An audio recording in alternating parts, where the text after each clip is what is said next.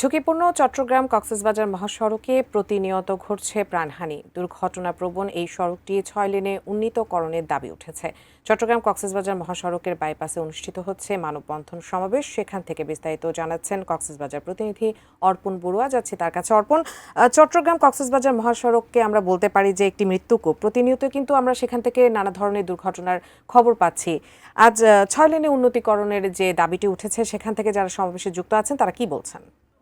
মহাসড়ককে ৬ লেনে উন্নীতকরণের দাবিতে এখানে একটি মানববন্ধন অনুষ্ঠিত হচ্ছে। যে মানববন্ধনে বিভিন্ন সংগঠন এখানে সংহতি প্রকাশ করেছেন। বিশেষ করে সম্মিলিত নাগরিক পরিষদের আয়োজনে এই মানববন্ধনটি এখানে অনুষ্ঠিত হচ্ছে। এখানে দাবি জানানো হয়েছে, যারা উপস্থিত আছেন বা যারা বক্তব্য দিচ্ছেন তাদের দাবি হচ্ছে, যেহেতু চট্টগ্রাম কক্সবাজার মহাসড়কটি অত্যন্ত সরু এবং ছোট, যার কারণে প্রতিনিয়তই আসলে চট্টগ্রাম কক্সবাজার মহাসড়কে চলাচলরত যানবাহনগুলো দুর্ঘটনায় পতিত হয় এবং প্রতিনিয়ত প্রাণহানির মতো ছোট বড় এবং মর্মান্তিক দুর্ঘটনা ঘটে চলেছে। যার কারণে চট্টগ্রাম কক্সবাজার মহাসড়কটি অতি দ্রুত সময়ের মধ্যে প্রাণহানি রোধে অতি দ্রুত সময়ের মধ্যে ৬ লেনে উন্নীতকরণ করা প্রয়োজন।